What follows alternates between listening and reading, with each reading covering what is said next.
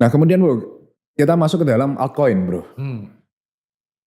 Kita kan tahu dalam market ini ketika terpukul Bitcoin 40%, altcoin lebih parah lagi bro. Betul. What to do bagi para holder altcoin saat ini? Cut loss, mau cut loss juga udah terlanjur, ada yang minus 70%, ada yang minus 80%, bahkan ada yang minus 90% bro. Nah, what they should do bro? Mereka should cut loss, switch ke Bitcoin, nunggu Bitcoin recover, atau ya udah sekarang udah pasrah, belajar, atau gimana bro? Mungkin lihat-lihat altcoin yang mereka hold apa ya bro ya. Karena meskipun gak ada alt season, tapi beberapa altcoin itu perform very well gitu. Contoh kayak BNB di cycle yang lalu perform very well, Solana perform very well, Hyperliquid perform really well, bahkan dari year to date juga perform really well.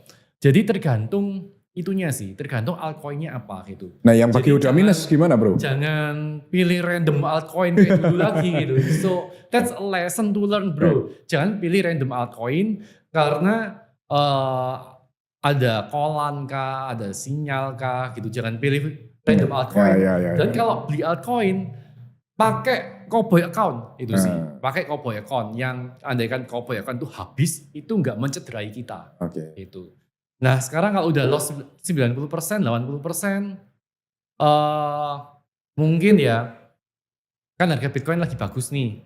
Ini strategi cut loss dulu juga. Jadi ya udah merem aja bro, beli Bitcoin. Jadi di cut loss, di switch langsung Bitcoin. Switch ke Bitcoin. Sekarang kan harga 70 nih. Iya kan. Nah kalau ternyata balik, let's say lah balik ke 120.000. Berarti kan itu sekitar kan 50-60%an lah ya. Oh 100%. Oh iya 100% ya. Oh iya sorry. Kan? Oh iya. Dan itu kan sebuah kepastian. Cuman kapan? Ya mungkin masih perlu waktu ya. Tapi kan itu sebuah kepastian itu. Daripada menunggu altcoin kita yang nggak tahu nih apakah bakal bisa naik lagi.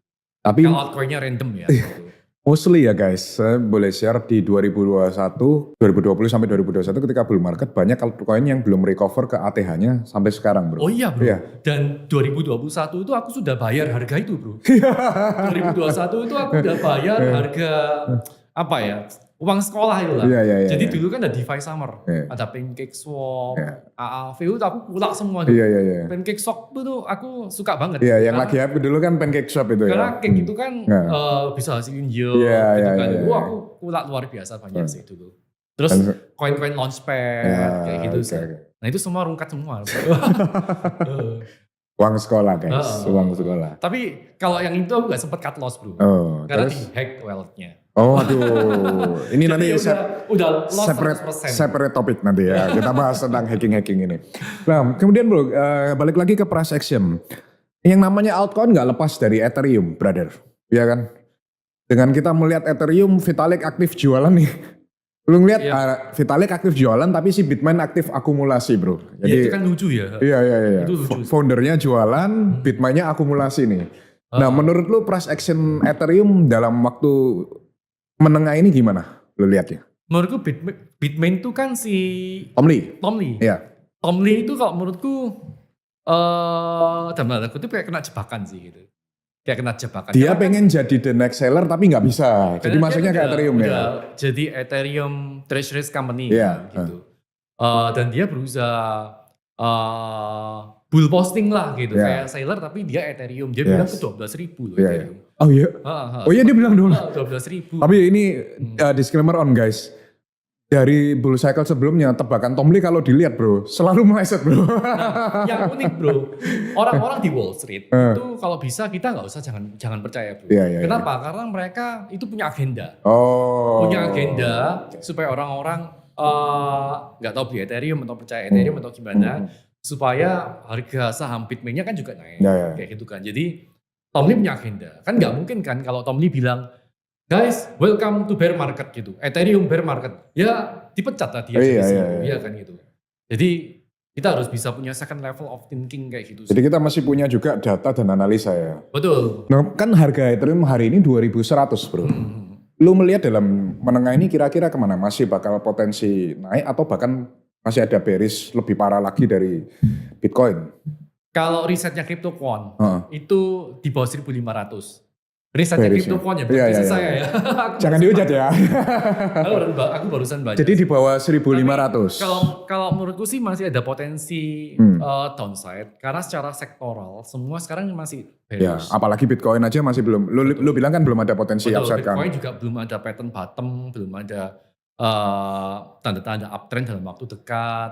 Jadi ya apalagi indeksnya kan udah mulai turun bro. Gitu. Nah siapa tahu nih indeks ikut bawa-bawa altcoin dan kripto. Yes.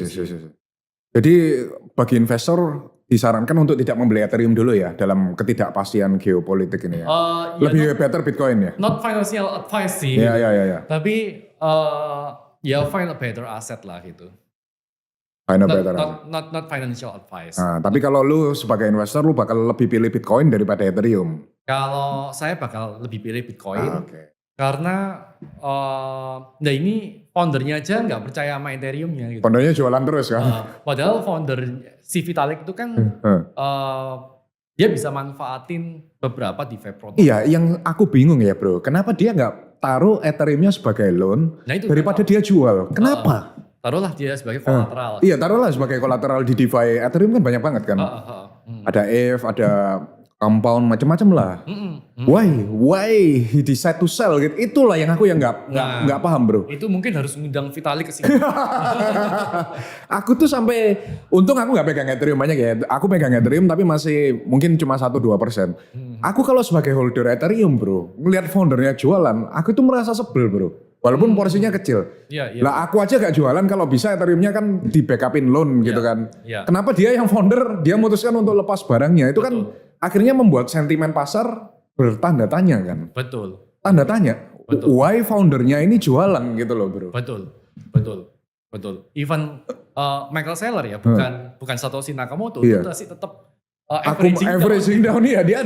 Beda sampai saat ini harga Bitcoin turun. Seller sama sekali nggak jual Bitcoinnya. Enggak sama sekali. Bahkan terus beli ya dia. Sama sekali nggak pernah absen. Iya. Tapi Vitalik jualan terus bro. Ya paling nggak manfaatkanlah DeFi protokol itu. Iya. Paling nggak kan. Itulah pertanyaanku yang paling besar bro. Aku sempat tweet. Betul. Aku bahkan sempat tweet gini kan. Why Vitalik decide untuk jual Ethereum-nya? Ini yang bikin aku penasaran banget gitu loh. Padahal ada macam-macam DeFi yang bisa dia pakai. Apalagi dia dari Ethereum Foundation kan tinggal tunjuk aja protokol yang mana gitu kan. Betul. Jadi kalau benernya bro, ya ini di luar topik ya. Iya. Kalau dia perlu cash, dia mau fundraising, itu kan ada banyak cara lain bro. Dia kan punya Ethereum, punya protokolnya, punya chain-nya. Bikin coin meme aja bro.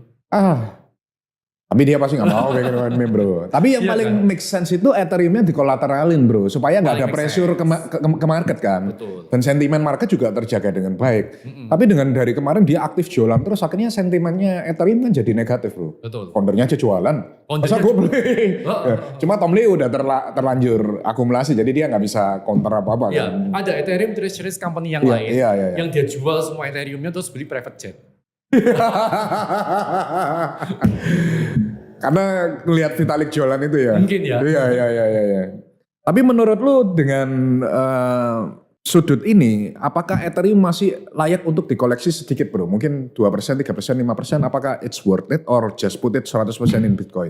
Kalau sekarang aku belum lihat itu sih. Oke. Kalau aku sekarang belum lihat itu.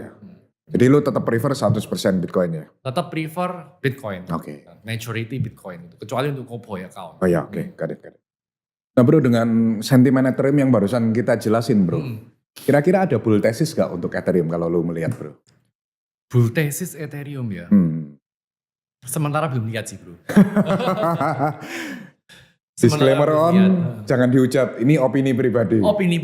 Dan siapa tahu nih 1 bulan lagi ada atau 2 bulan lagi ada kan. Oke. Tapi sementara belum ada. Belum ada ya? Sementara belum ada. Jadi menurut lu masih akan cenderung down seperti analisa dari CryptoQuant itu sekitar 1.500 ya? Kalau harganya gue gak tahu. Tapi yang pasti masih dalam posisi downtrend, at least sampai Q4 lah gitu.